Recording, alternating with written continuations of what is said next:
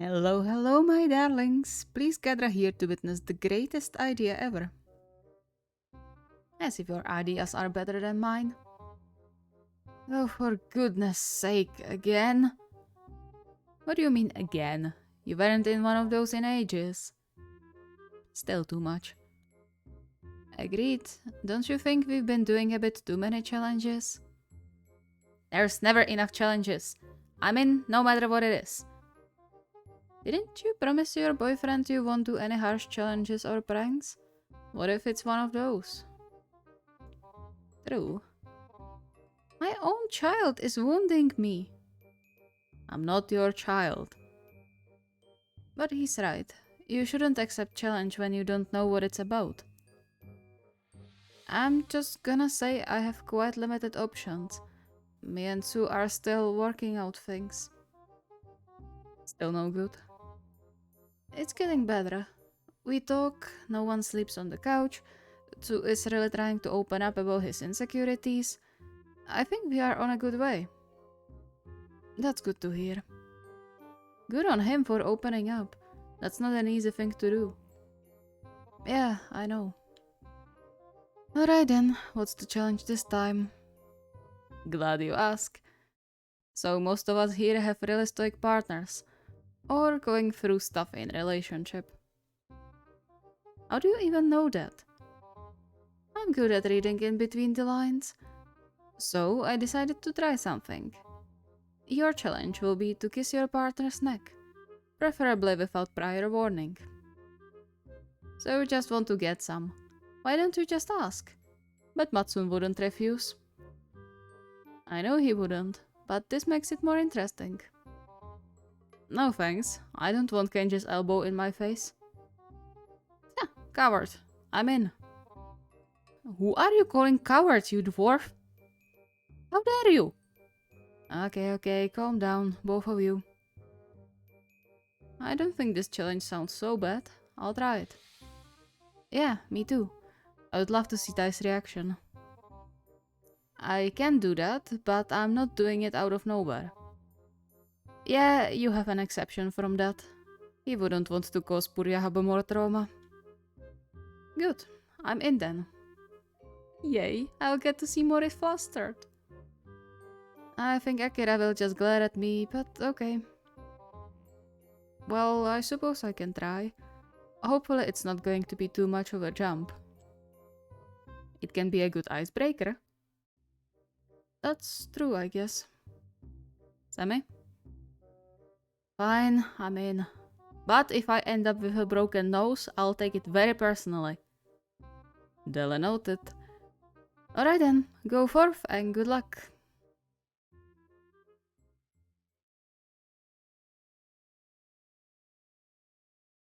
Too late did Hato realize he might need a stool to actually do the challenge.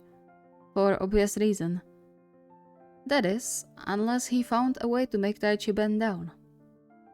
He didn't mind standing on his tiptoes when the reward was the sweetest kiss in existence, but his doctor was still very strict about what his legs could and couldn't do. However, Taichi's flustered face was too cute to miss out on, and so he spent the bigger portion of the afternoon thinking about how to inconspicuously make his fiancée bend down to his level. Which, after his last snap, probably wasn't the best idea. Aya? Are you okay? Kicking his brain back into working state, he looked up from where he stared into the table, finding Taichi watching him with worry. At least he hoped it was worry and not fear like the last time.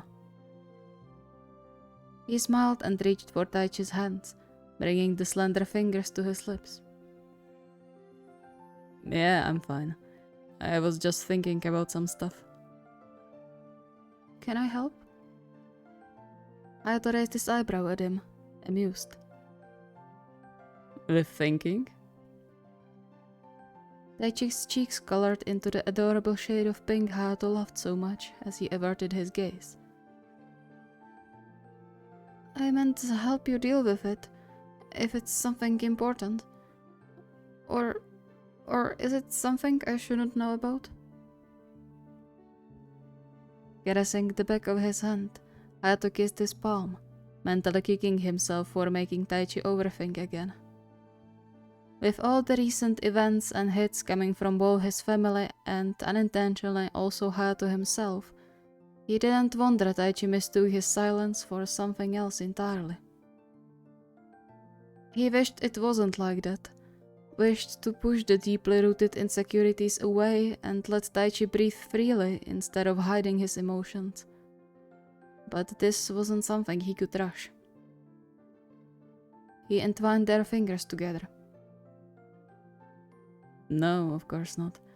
This is just a minor thing. It's about a bet. Oh, alright. What did you bet on?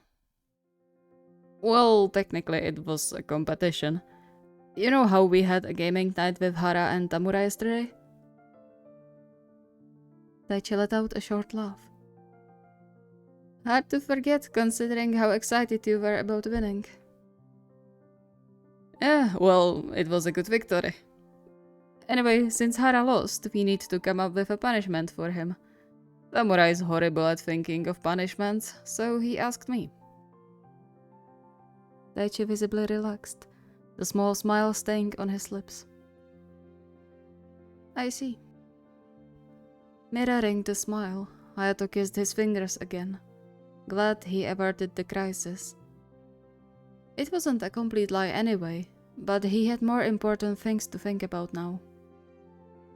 Like how to give Taichi enough affection and attention to soothe the damage his family did to his self-esteem. Because what kind of partner would he be if he left this beloved to suffer? And the challenge was great for that. If I actually manage to get myself high enough. Or tie low enough. They finished eating in comfortable silence, their hands still linked together despite it being a bit impractical. But Hayato definitely didn't mind. He got up to clean the dishes when Taichi's hand closed around his wrist. I can do that. You should rest your legs. Hayato smiled. No worries. I can move pretty well nowadays. It's just a few steps. I know, but... He froze and let go, looking away a bit too quickly for Hayato's comfort. Sorry, I shouldn't be so overbearing. And then Hayato figured it out. He wrapped his arms around Taichi's shoulders from behind and kissed the connecting spots of his neck and shoulder, a spot he knew Taichi was super sensitive at. Shiver ran through Taichi's body, and Hayato smiled against his skin when he heard his breath hitch.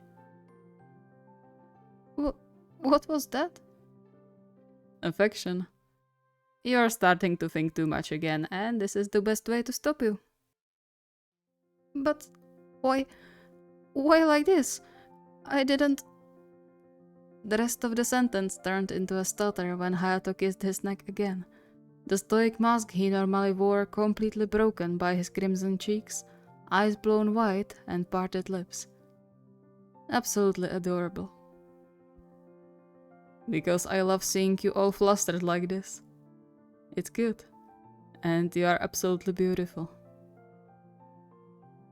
Taichi blushed even harder, a weak whine escaping his mouth. You are horrible. Chuckling, Hayato hugged him tighter. Only for you, sweetheart. There's no need to overthink. I'm grateful you care about me, and there's nothing wrong with being caring to your partner. And no, it's not annoying. I love it, and I love you. I'll have the best husband in the world. Tears glimmered in the corners of Taichi's eyes. Me too.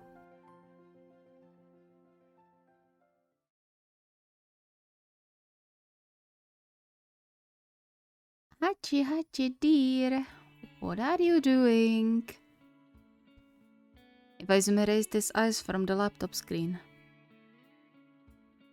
Trying to focus, which you are making quite difficult by the way. You asked the same thing 5 minutes ago. and 10, and 15. Pouting, Oikawa pursed his lips and flopped down on the couch with his arms crossed over his chest. Well, sorry for wanting my boyfriend's attention. Why? We see each other quite often nowadays. But not often enough. I need to make the most out of every visit. To that, Iwaizumi smiled softly, and Oikawa's heart melted. It wasn't to say he wasn't glad they saw each other much more often than when they were both still studying, and Iwaizumi seemed glad too. However, it still wasn't the same as living together. Hence why Oikawa never missed the opportunity to get any kind of attention. I promise I'll give you my full attention as soon as I finish this. Give me just a few more minutes of undisturbed work, Grumbling under his breath, Oikawa sat up again to get a clear view on his boyfriend. Why did they even send it to you? You're on vacation, right? Yeah, but no one else can deal with it, so they sent it to me. He tilted his head, an apologetic look in his eyes. Are you too upset? Sighing, Oikawa got up and draped himself over Iwaizumi's shoulders. Of course, he could be mad, but what would that change?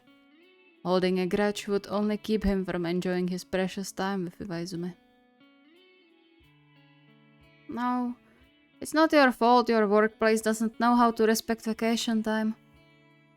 Do you want some snacks? I can make something in the meantime. Can you make those little buns with cheese? They were delicious. Oikawa smiled and kissed his cheek before he skipped into the kitchen. Sure thing. He spent the next 20 or so minutes in the kitchen, preparing snacks for their planned movie marathon. No better way to spend the evening than snuggles and food by the TV.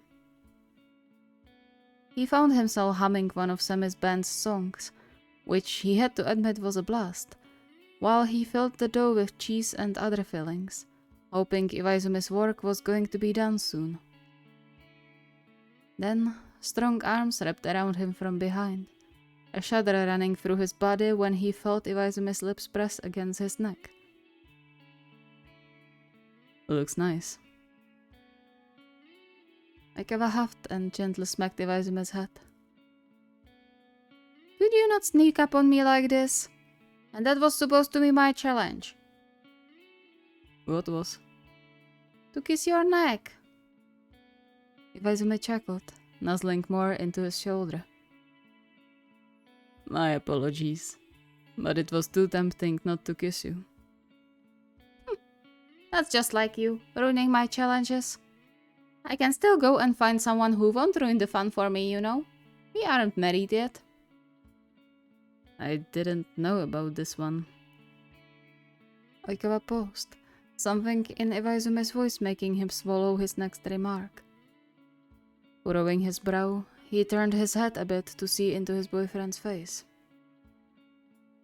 Hajime? He felt Iwaizumi's sigh against his neck.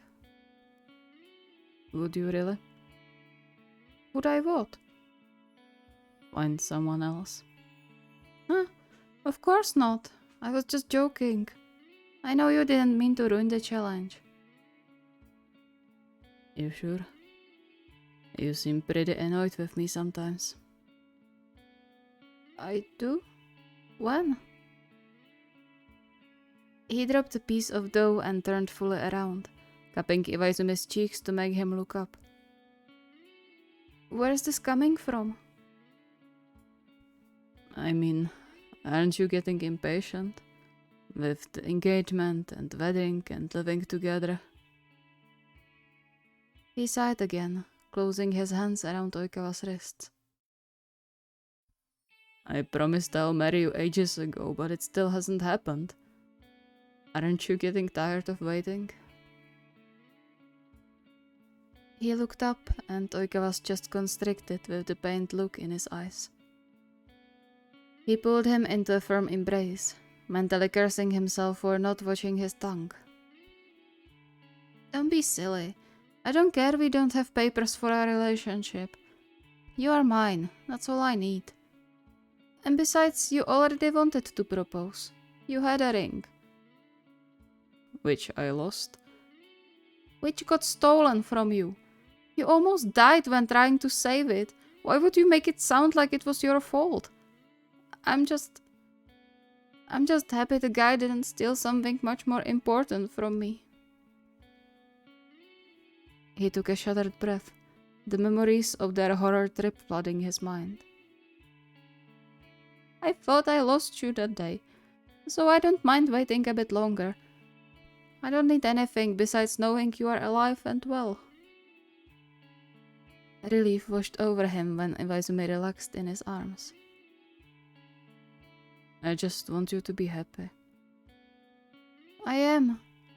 This might not be the ideal setup, but you have your dreams too, and you can be damn sure I'll support you in them. So don't worry about a ring or wedding. Let's just enjoy being here together. Iwaizumi let out a somewhat choked chuckle before bringing their lips together. Alright, let's do that.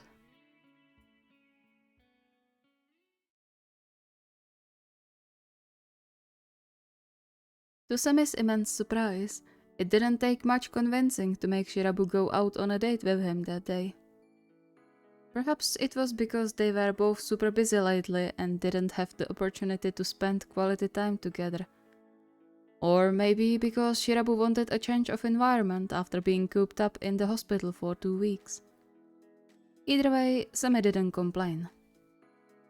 He would gladly scoop Shirabu into his arms and kiss his whole face, but that wouldn't be met with appreciation. On the contrary, he would be faced with the true horror of Shirabu's wrath. And so he settled for hand-holding with their fingers firmly entwined together. He loved the way Shirabu's smaller hand fit into his, and how their pale and tan skins contrasted each other. And so many more things. Eita, pay attention. Huh? He looked around, realizing that thinking about all the things he found charming about Shirabu made him space out right in front of the ticket booth. Oh, sorry. 2 tickets, please. From the corner of his eye, he could see Shirabu roll his eyes. Your attention span is getting shorter every day. You'll be like a goldfish in a few years. Really? I'm paying for your tickets, mind you. Of course, like a good boyfriend would. Continue like this, and I'm not going to be so good anymore. Shirabu shook his head at that and reached for Semi's hand again. We both know you aren't able to do that. Semi would love to be annoyed, but Shirabu knew him well. And so he grinned and brought Shirabu's hand to his lips to kiss it, relishing the blush spreading across Shirabu's face. Stop it, stupid. Don't tell me you don't like it. I know you do. I do, but not in public. Semi sighed. I know. Sorry. Shirabu paused for a beat and then squeezed his hand, gently nudging their shoulders together. Don't be sad. I promise I'll let you kiss me as much as you want when we get home. And then Mochi will get jealous again. Hey, it's not my fault she's fixated on you. You are the one who spoiled them. Semi chuckled sheepishly, though he would lie if he said seeing their 2 kittens get jealous over Shirabu, or Shirabu getting pouty over the kittens when Semi paid more attention to either side more than to the other, wasn't amusing. Not that he would ever say that in front of Shirabu. Not my fault I'm such a good dad. Shirabu just grumbled and dragged Semi through the gate of the amusement park. Don't get all pouty now, or I won't win you that plushie you want.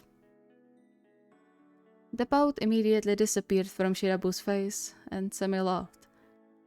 Sometimes it was too easy to see through Shirabu.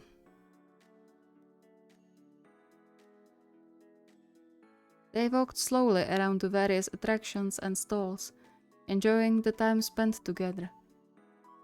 Semi had to smile when he spotted the same bench on which he gave Shirabu a promise all those years ago. However, his smile fell the moment his eyes strayed to the giant Ferris wheel. His breath hitched in his throat, cold that had nothing to do with the surrounding temperature chilling his whole body. We aren't going there, I promise. Semi clenched his jaw, more than just disappointed with himself. Sorry. I would love to go with you. I know you said you love Ferris wheels and... He fell silent when Shirabu cupped his cheeks. Don't apologize for that. It's not your fault you are scared. I just wish you told me before I dragged you up there. Sorry. It's fine. Now I know, so I won't accidentally cause you more trauma. He hummed and looked around. Though, do you think you could manage that swing over there? Semi followed Shirabu's line of sight to the set of giant swings made into shapes of animals, smaller for kids, and ones going much higher for the adults. I think that should be okay. He spotted a small stall right next to the swings and smirked. Though you just wanted that cotton candy, right? So what? I deserve a treat. Besides, don't act like you don't want one too. Semi chuckled. You got me. But let's do the swings first. I don't think they would let us on with food. Soon, they sat settled opposite each other in one of the swings. Semi held his breath when the setting sun turned Shirabu's eyes golden, and almost combusted when Shirabu tilted his head. What? Nothing, just... I can't stop admiring how pretty you are. Shirabu blushed, averting his eyes. Look who's talking. Semi froze. Did you just... Yeah. So, can't I compliment my boyfriend too sometimes? Biting the inside of his cheek, Semi tried his hardest to keep his emotions in check. He didn't need Shirabu to know how much that simple sentence made him want to cry. Before Shirabu could notice something was off, he leaned over to the other side of the swing and pressed a light kiss to the sun-warmed skin on Shirabu's neck. I love you. He leaned back, snickering inwardly as he watched Shirabu's face turn bright red, his mouth opening and closing like a fish. What was that? Aren't you going to say it back? He shook off the shock and narrowed his eyes at Semi before smacking his shoulder once, twice, and then several times more. Why would you do this, you idiot? What are you? He whined quietly and hid his face in his palms, much to Semi's amusement. Why are you doing this to me?